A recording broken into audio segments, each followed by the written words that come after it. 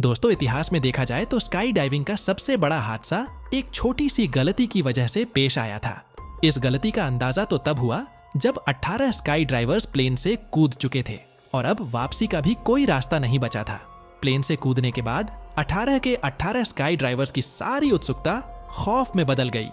ये सारे अनुभवी स्काई ड्राइवर्स थे, लेकिन बदकिस्मती से इनका सालों भर का अनुभव यहाँ किसी काम नहीं आ सका। इस हादसे में 16 स्काई ड्राइवर्स मारे गए और बचने वाले 2 ड्राइवर्स ने जो कहानी सुनाई उसने सबके रोंगटे खड़े कर दिए।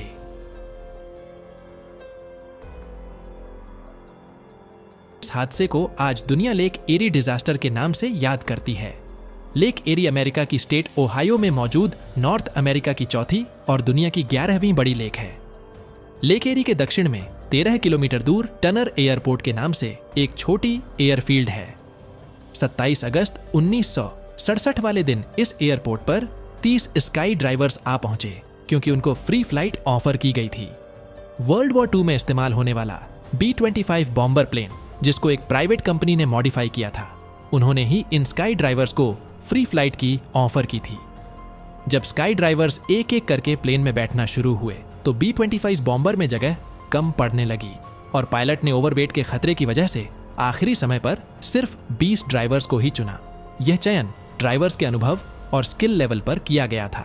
बचने वाले 10 ड्राइवर्स को अपनी चयन न होने की वजह से अफसोस तो हुआ, लेकिन उनको क्या मालूम था कि पायलट का यह फैसला उनकी जान बचाने वाला है। प्लान यह था कि B-25 बॉम्बर ऑनर एयर एयरपोर्ट से टेक ऑफ करके गोल घूमता हुआ 20,000 फीट तक जाएगा और इसी एयरपोर्ट के ऊपर आकर 18 ड्राइवर्स को ड्रॉप करेगा।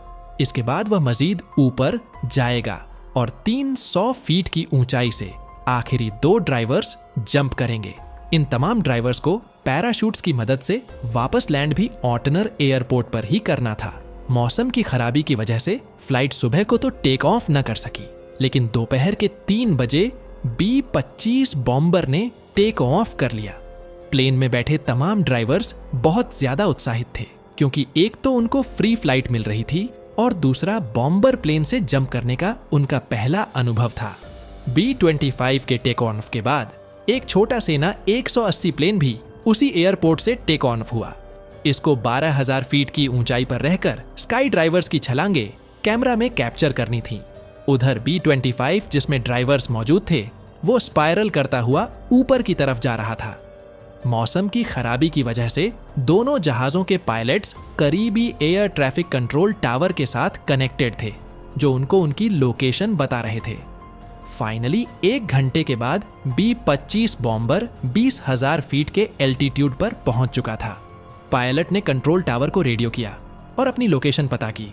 उस दौर में GPS टेक्नोलॉजी नहीं होती थी, लिहाजा अगर मौसम खराब हो तो पायलट को कंट्रोल टावर से मदद लेना पड़ती थी।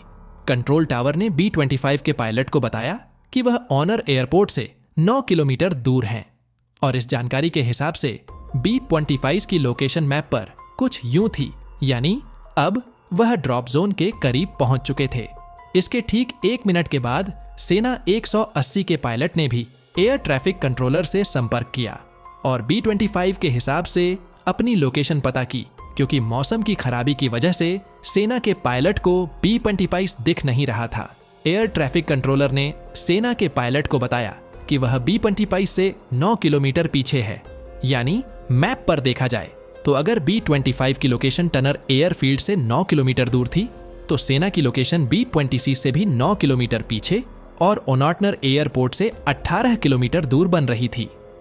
चंद मिनटों के बाद 20,000 फीट की ऊंचाई पर B-26 के पायलट ने दोबारा से अपनी लोकेशन मालूम की और इस बार कंट्रोलर ने उनको बताया कि अब वह टनर एयरपोर्ट के ऊपर पहुंच चुके हैं। इसी पर पायलट ने 18 स्काई ड्राइवर्स को जंप करने का इशारा दिया। वह छोटी सी गलती जो स्काई ड्राइवर्स की जान लेने वाली थी, वह असल में हो चुकी है, पर फिलहाल मालूम किसी को भी नहीं। इस ऊंचाई पर तापमान -30 डिग्री सेल्सियस था। इसी वजह से तमाम स्काई ड्राइवर्स ने अपने ऊपर जंप सूट्स की एक्स्ट्रा लेयर चढ़ाई हुई थी। तमाम स्काई ड्राइवर्स ने एक साथ B-25 से छलांग लगा ली ताकि फ्री फॉल के दौरान वो एक साथ अपनी फॉर्मेशन बना सकें। उस वक्त उनको अपने नीचे बादलों की एक लेयर दिख रही थी और उनको अपने पैराशूट्स बादलों को क्रॉस करने के बाद डिप्लॉयड थे। वह सारे अपने फ्री फॉल को एंजॉय करने लगे। लेकिन जब उन्होंने बादलों की मोटी परत को पार किया तो उन सबकी उत्सुकता अचानक से खौफ में बदल गई। वे क्या देखते हैं कि उनके नीचे जमीन नहीं बल्कि दूर दूर तक लेक एरी का गहरा पानी है। इस वक्त इनकी ऊंचाई करीब 3000 फीट ही थी और सबने फौरन अपने अपने पैराशूट्स तैनात किए कि शायद वे किसी तरह लेक के किनारे पर जमीन के करीब ही पानी में लैंड कर पाए।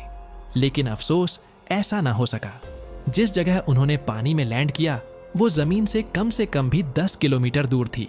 उनका ख्याल था कि वे पानी में लैंड करने के बाद फौरन अपनी हार्नेस से निकलेंगे और तैर कर मदद का इंतजार करेंगे। लेकिन जैसा वे सोच रहे थे वैसा बिल्कुल भी नहीं हुआ। उन्होंने जो गर्म कपड़ों की परतें पहन रखी थीं, उनके वजन की वजह से उनका पानी के ऊपर तैरना बिल्कुल भी संभव नहीं था। इनमें से 2 ड्राइवर्स ऐसे थे जिन्होंने लैंड करने से पहले ही अपने जूते और फालतू वजन उतार दिया था। सिर्फ यही 2 ड्राइवर्स थे जो कुछ देर तक पानी में तैर सके और बाद में इनको रेस्क्यू कर लिया गया। बाकी 16 ड्राइवर्स अफसोस के साथ जिंदा नहीं बच सके और उनकी बॉडीज अगले कई दिनों तक किसी को भी नजर नहीं आई। आखिरी बॉडी को 1 हफ्ते के बाद रिकवर किया गया था। इस हादसे ने दुनिया भर में हेडलाइंस बना दी और इसी हादसे की असल वजह जानने के लिए एक इन्वेस्टिगेशन टीम भी बिठाई गई। यह मालूम करना था कि B-25 ने इनको कहां ड्रॉप किया था और इसमें गलती किसकी थी। एयर ट्रैफिक कंट्रोलर का कहना था कि जिस वक्त B-25 ने स्काई ड्राइवर्स को ड्रॉप किया था उस वक्त वे जमीन के ऊपर लेक एरी से 10 किलोमीटर अंदर टनर एयरपोर्ट के ऊपर थे। उनका मानना था कि तेज हवाओं की वजह से स्काई डाइवर्स बहकर लेक एरी तक पहुंचे। असल में हो यह भी सकता था कि वाकई स्काई ड्राइवर्स बहकर लेक एरी के ऊपर गए हों। लेकिन अगर 1 सेकंड के लिए ATC की बात मान भी लें तो इसका मतलब यह हुआ कि हवाओं ने स्काई ड्राइवर्स को कुल 20 किलोमीटर तक बहाया था। 10 किलोमीटर टनर एयरपोर्ट से लेक एरी तक और फिर 10 किलोमीटर और लेक एरी के अंदर।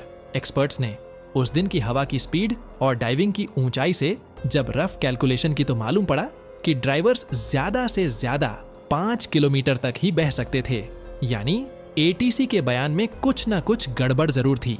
यह तो था ATC का दावा, पर B-25 और सेना प्लेन के पायलट का कहना था कि हमें हमारी लोकेशन ही गलत बताई गई थी।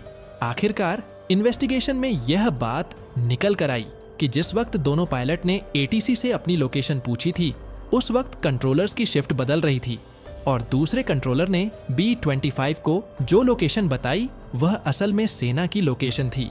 यानी जब B-25 के पायलट को यह बताया गया कि वे टनर एयरपोर्ट के ऊपर हैं, असल में उस वक्त सेना 180 एयरपोर्ट के ऊपर था और B-25 लेक एरी के ऊपर। इसके अलावा ड्राइवर्स और पायलट से यह गलती हुई कि उन्होंने एविएशन के नियमों के खिलाफ जाकर टारगेट को देखे बगैर जंप किया था। 16 पायलट की याद में अगले 2 सालों तक दूसरे स्काई ड्राइवर्स फ्लोटिंग इक्विपमेंट पहनकर खुद को जानबूझकर लेक एरी में लैंड करवाते थे।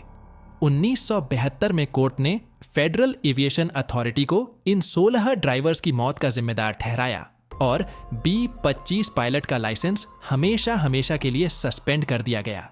इसके अलावा स्काई ड्राइवर्स के लिए यह नियम बना दिया गया कि वे किसी भी पानी से 50 किलोमीटर दूर ही जंप करेंगे। उम्मीद है कि यह वीडियो भी आप लोग भरपूर लाइक और शेयर करेंगे। आप लोगों के प्यार भरे कमेंट्स का बेहद शुक्रिया। मिलते हैं अगली शानदार वीडियो में।